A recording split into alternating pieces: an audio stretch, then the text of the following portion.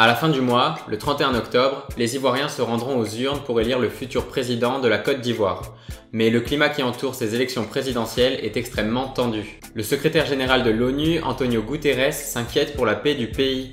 Il a peur qu'une nouvelle fois la nation se déchire et que des conflits meurtriers s'en suivent. Comment comprendre alors la situation dans laquelle se trouve la Côte d'Ivoire ?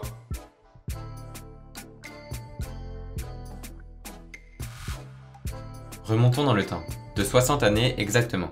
Le 7 août 1960, Félix Houphouët-Boigny proclame l'indépendance de la Côte d'Ivoire à l'égard de la France et devient le premier président de la République de Côte d'Ivoire. Ce pays aurait pu devenir ce qu'on appelle un État sans nation, c'est-à-dire un État constitué de plusieurs peuples, sans identité culturelle propre ni ambition collective. C'était le cas de nombreux pays après les décolonisations, puisque les pays colonisateurs avaient très souvent défini les frontières de manière arbitraire, ou en tout cas, ils ne prêtaient pas attention aux tensions ou aux ententes préexistantes. Et même pendant les colonisations, des migrations forcées ont été entreprises, ce qui a très souvent alimenté des frictions. Alors, Félix Houphouët-Boigny se trouve à la tête d'un pays qui s'étend sur 322 000 km² et qui contient en tout plus de 60 ethnies, avec des différences en termes de langue, d'histoire, de religion ou de coutumes. Il existe 5 grands groupes ethniques, les Mandés, du nord et du sud, les Krou, les Gours et les Akanes. Et la colonisation française avait entraîné le déplacement forcé de nombreuses communautés. Par exemple, des ethnies de la Haute-Volta, aujourd'hui Burkina Faso, ont été déplacés pour travailler au sud de la Côte d'Ivoire, avant de s'y sédentariser. Alors, la force de Félix Houphouët-Boigny est d'être parvenu à créer une réelle identité ivoirienne, malgré cette diversité culturelle. Les nombreux étrangers qui venaient des pays alentours ont été acceptés et ont même acquis le droit de vote. Socialement, la politique de Félix Houphouët-Boigny a été un succès. Économiquement, c'est un peu plus contestable. Pourtant, pendant une décennie, de 1960 à 1970, il parvient à développer économiquement son pays, à tel point qu'on appellera plus tard cette période le miracle ivoirien. Plusieurs facteurs extérieurs à la politique d'Houphouët-Boigny expliquent cette croissance. D'abord, la hausse du prix des matières premières, et notamment du café et du cacao, dont le pays était le premier producteur mondial. Ensuite, le manque de stabilité des pays environnants, la Guinée, le Ghana, le Nigeria en guerre et le Mali qui subit un coup d'État en 1968. La Côte d'Ivoire était un îlot stable dans une région instable, et de ce fait, elle était attrayante. Et puis, les pays industrialisés connaissaient une forte croissance, ce qui avait pour effet d'encourager les exportations de la Côte d'Ivoire, pourtant déjà trop peu diversifiées. Enfin, la France a eu un rapport tout particulier avec la Côte d'Ivoire. C'est d'ailleurs Félix Houphouët-Boigny qui a parlé en premier de la France-Afrique, et ce terme n'avait pas la dimension négative qu'il a aujourd'hui. Quoi qu'il en soit, le président de la Côte d'Ivoire, qui était d'ailleurs ministre français dans les années 50, se félicitait de la complémentarité économique et politique qui existait entre ces deux nations. Alors attention, c'est vrai, cette omniprésence française a permis à la Côte d'Ivoire d'accéder à une croissance rapidement. Et même si Félix Houphouët-Boigny était favorable à cette relation, il est important de préciser que la France servait avant tout ses intérêts. D'un point de vue énergétique, d'abord, c'était une nécessité pour la France de conserver des liens étroits avec ses anciennes colonies, et elle s'est considérablement approvisionnée en pétrole durant cette période. Diplomatiquement aussi, elle ne voulait pas perdre son avantage. Pour beaucoup, elle doit sa place au Conseil de sécurité de l'ONU à ses relations qu'elle a entretenues avec les pays d'Afrique.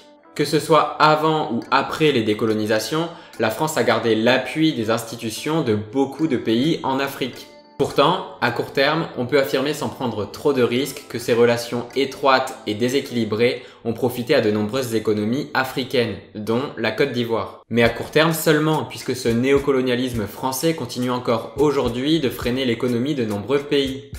Et dès les années 70, ce système économique montre ses faiblesses. Doucement, le pays va rentrer en crise. Économiquement d'abord, puisque son économie était basée exclusivement sur les exportations de matières premières. Il y avait un réel manque de diversité, ce qui la rendait trop dépendante des cours mondiaux. Elle souffrait de ce qu'on appelle la maladie hollandaise.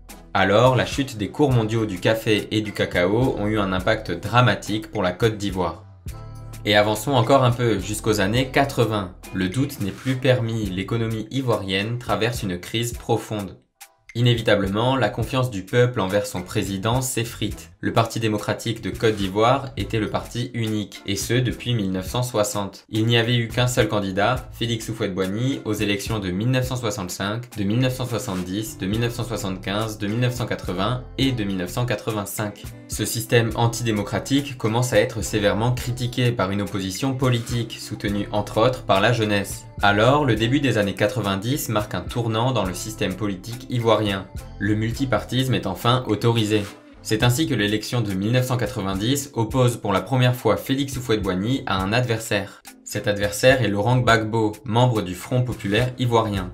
Félix Houphouët-Boigny remporte cette élection avec 82% des intentions de vote. Ce sera son dernier mandat, puisqu'il meurt au pouvoir en 1993 à 88 ans. Cette date marque le début d'une véritable guerre politique que nous allons résumer maintenant.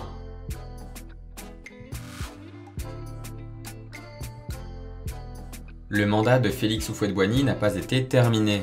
Alors, plusieurs candidats se sont montrés intéressés. Alassane Ouattara, qui était le Premier ministre depuis 1990, espère prendre la succession de son président, mais il est écarté au profit d'Henri Konan Bédié. Celui qu'on appelle HKB termine donc le mandat initié par Houphouët-Boigny jusqu'en 1995. Pour ne pas être remplacé aux élections suivantes par l'opposant Alassane Ouattara et dans un contexte nationaliste extrême, HKB met en place le concept d'ivoirité, stipulant qu'une personne n'est ivoirienne que si ses 4 grands-parents sont nés en Côte d'Ivoire. Comme le père de Ouattara est burkinabé, il ne peut pas se présenter en 1995. En réponse à cette mesure controversée et à nouveau antidémocratique, son parti boycotte l'élection et de nombreux autres partis prennent la même décision. En 1995, HKB est élu président de la République avec 96% des votes face à un seul candidat. Ces tensions politiques se font ressentir dans le pays tout au long de sa présidence, alimentant des rancœurs communautaires. Et d'autres facteurs déstabilisent encore un peu plus le pays. En 1994, la France avait imposé une dévaluation de 50% du franc CFA dans le but de favoriser les exportations des pays d'Afrique de l'Ouest et d'Afrique centrale qui utilisent cette monnaie. Mais cette politique budgétaire fut très impopulaire puisqu'elle se fit ressentir immédiatement sur le revenu des populations.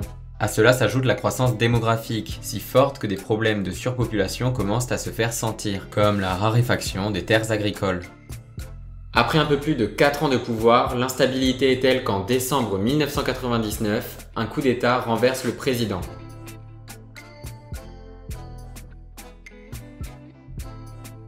En 2000, après 10 mois de junte militaire, Robert Gueye, le dirigeant autoproclamé de la Côte d'Ivoire, perd aux élections présidentielles face à Laurent Gbagbo, qui, rappelons-le, était le premier opposant au Parti démocratique de Côte d'Ivoire en 1990. Laurent Gbagbo obtient 59% des intentions de vote face à 4 autres candidats, mais Robert Gueye refuse de reconnaître sa défaite. Alors, des violences éclatent entre l'armée soutenant Gueye et le peuple, mais le peuple impose rapidement sa force. Les violences prennent ensuite une autre trajectoire, opposant les partisans de Ouattara, aussi candidat, aux partisans de Gbagbo.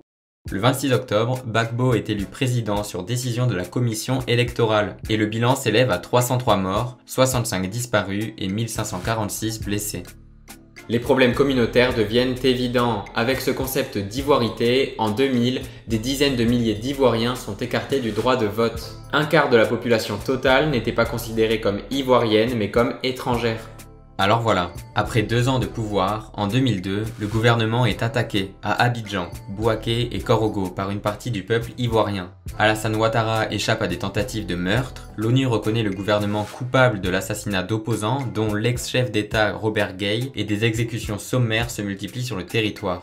En septembre 2002, à la demande du gouvernement de Laurent Gbagbo et dans le cadre des accords de défense signés avec la Côte d'Ivoire en 1961, la France envoie 4000 soldats pour séparer les belligérants et la CEDEAO, la communauté économique des pays d'Afrique de l'Ouest, intervient également militairement. Cette opération est soutenue par l'ONU qui demandera à la France de rester sur le territoire ivoirien jusqu'à ce que les tensions se calment. En 2003, une zone de non-franchissement sépare le pays en deux. Jusqu'en 2007, le pouvoir légal ne s'exerce que sur la moitié sud du pays.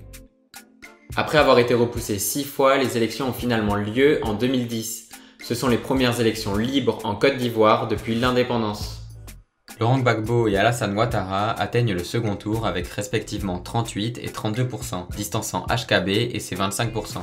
Le deuxième tour voit gagner Alassane Ouattara avec 54% des votes. Mais le Conseil constitutionnel, qui soutient le président en place, invalide le scrutin et reconnaît la victoire à Laurent Gbagbo. Lorsqu'on regarde la carte des votants, on peut se rendre compte à quel point le pays est divisé entre Nord et Sud. Suite à cette décision antidémocratique, une nouvelle crise politique paralyse la vie institutionnelle du pays. Mais Alassane Ouattara a le soutien international. Et Laurent Gbagbo se fait arrêter par les forces de Ouattara, soutenues par l'ONUCI, les forces onusiennes en Côte d'Ivoire et la force Licorne, les troupes françaises encore sur le terrain. Cette nouvelle crise aurait fait entre 900 et 3000 morts. Durant toute cette période trouble, l'économie de la Côte d'Ivoire a failli s'effondrer. Ce sont ses ressources naturelles, entre autres, qui lui ont permis de maintenir le cap de la croissance. Elle était négative ou nulle entre 2000 et 2003, entre 1% et 3% entre 2003 et 2010 et de moins 4,39% en 2011, au plus fort de la crise. Depuis, la nation s'est unie à nouveau et les choses se sont considérablement améliorées. En revanche, l'héritage de la Côte d'Ivoire se fait encore sentir dans de nombreux domaines, socialement, économiquement et bien entendu politiquement. Les élections présidentielles d'octobre 2020 qui arrivent dans quelques jours sont encore largement rattachées aux tensions historiques du pays. De nombreux géopolitologues redoutent d'ailleurs qu'une nouvelle crise sociale s'ensuive. Maintenant que nous connaissons le contexte historique et géopolitique de la Côte d'Ivoire, nous pourrons vendredi prochain dans une nouvelle vidéo expliquer pourquoi ces présidentielles inquiètent autant. Merci, à vendredi prochain.